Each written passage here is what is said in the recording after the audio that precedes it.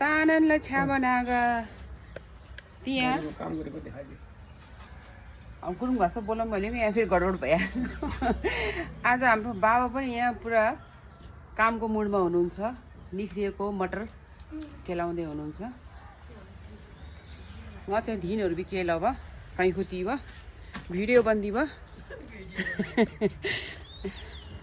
मेरो आमाको सबभन्दा मनपर्ने काम खेतीबारी।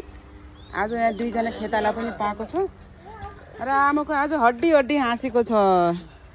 आमै हेर्नु त ल सरखण्डको जेल यहाँ रहलपहल निकाल्दैछ। आज मकै रोप्ने कार्यक्रम पानी परेको भएर अलि ढिला भयो।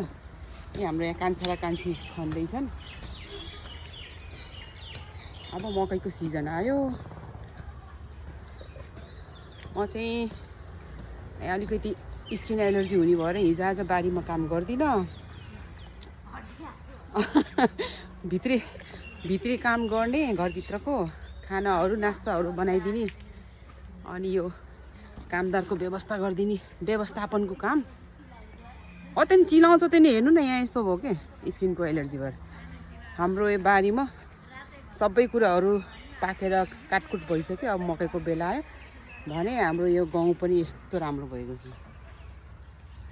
एक बिहानै 4 बजे 5 बजे यो गाउँको बालाभन्दा सानो चरा आउँछ। डिठो यस्तै चिन्नै सकिन्न। बुर्र चिरबिर चिरबिर चिरबिर चिरबिर गरेर आउँछन्। अनि यो हाम्रो गाउँ खाइदिन्छ। गाउँलाई नोक्सान नहोस् भनेर यस्तो के भन्छ यस्तो के अरे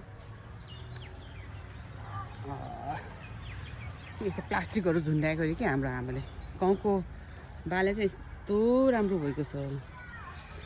नतर्साउनु हे तेरिका त्यसै भन्छन् यहाँ गाह्रो छ।